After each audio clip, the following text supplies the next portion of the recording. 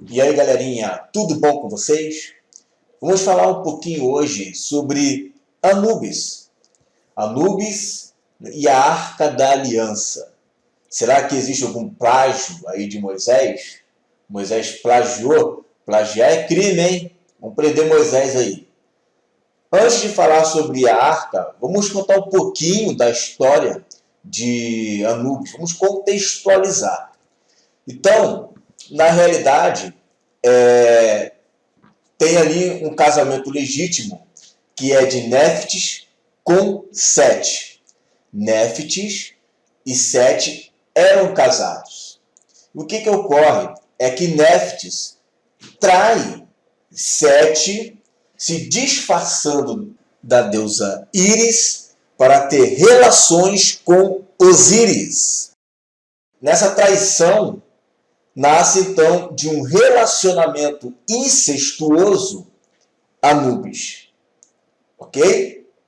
Então, Néftis, que era casada com Sete, trai Sete, se disfarçando de Ísis, trai com o deus Osíris, da onde nasce Anubis.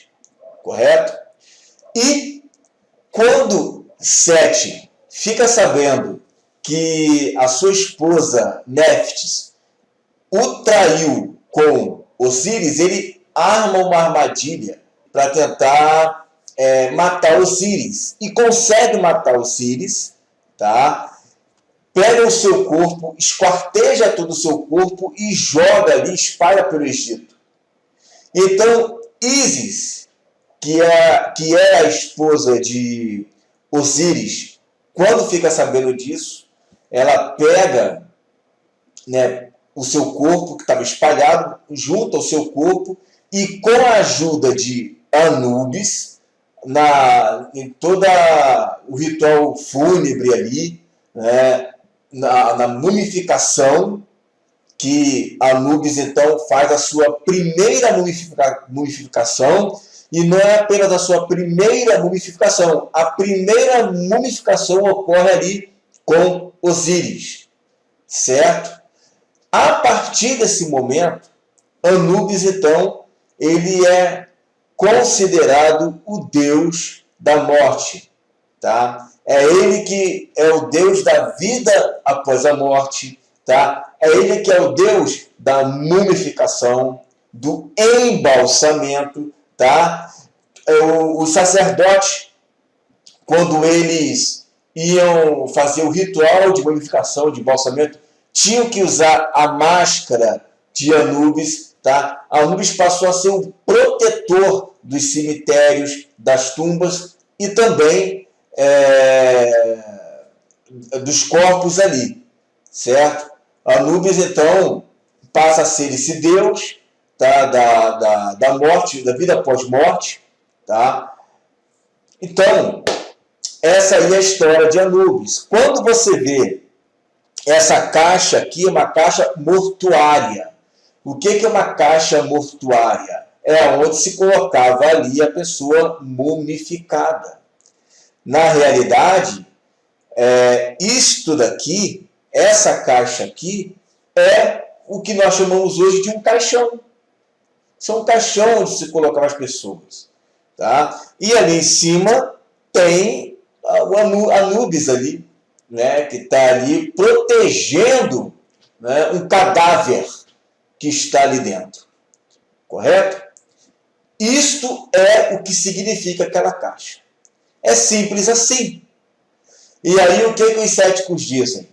Que Moisés, ao fazer a Arca da Aliança, né, a Arca da Aliança, que Deus mesmo diz lá no livro de Êxodo, foi quem instruiu Moisés a fazer todas as medidas, como fazer, o que fazer.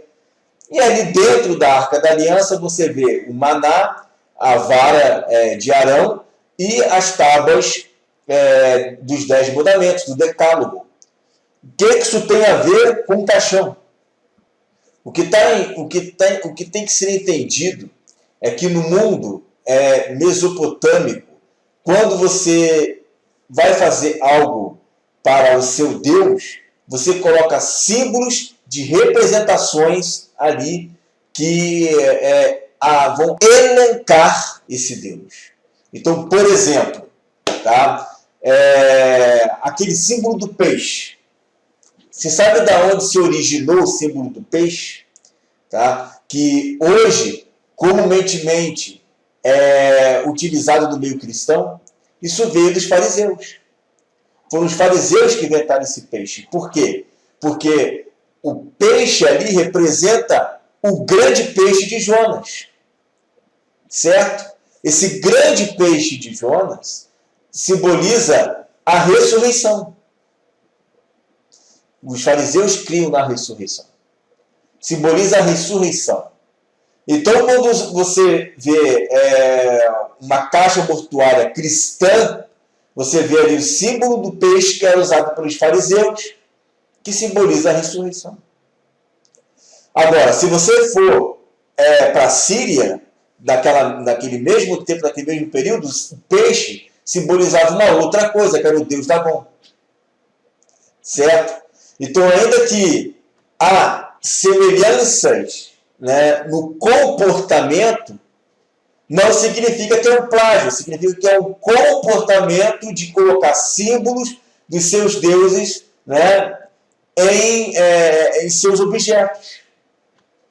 Então, a Arca da Aliança representa ali o quê? A presença de Deus, e tem um querubim, que é um símbolo ali da santidade de Deus, que eles estão ali diante de Deus ali, correto? E aí você vai ver Anubis, que é o símbolo da morte.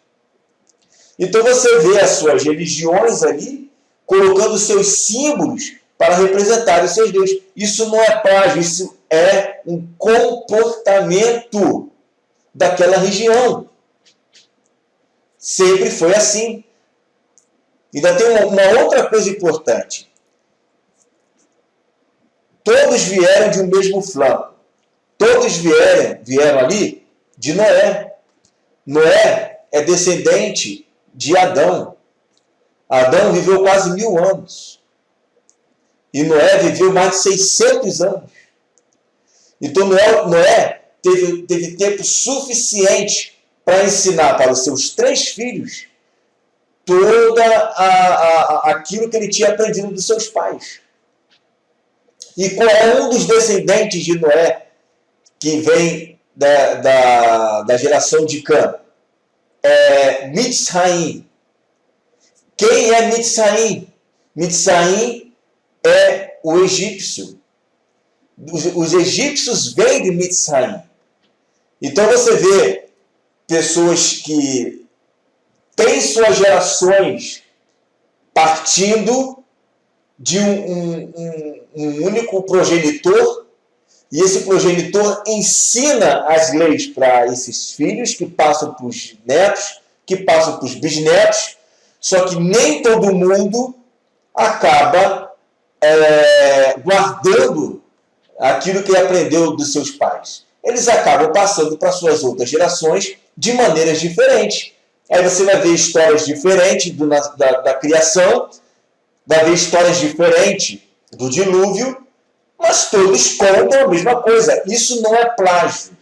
Isso daí é mais um testemunho que todos vieram de um mesmo flanco, que todos vieram, né, e nasceram e aprenderam juntos ali na Mesopotâmia, porém cada um acabou interpretando, cada um acabou dissolvendo um pouco ali, né, misturando alguma coisa com outra, perdendo muito da sua originalidade, mas a essência, né, de alguma coisa acaba permanecendo aqui e ali.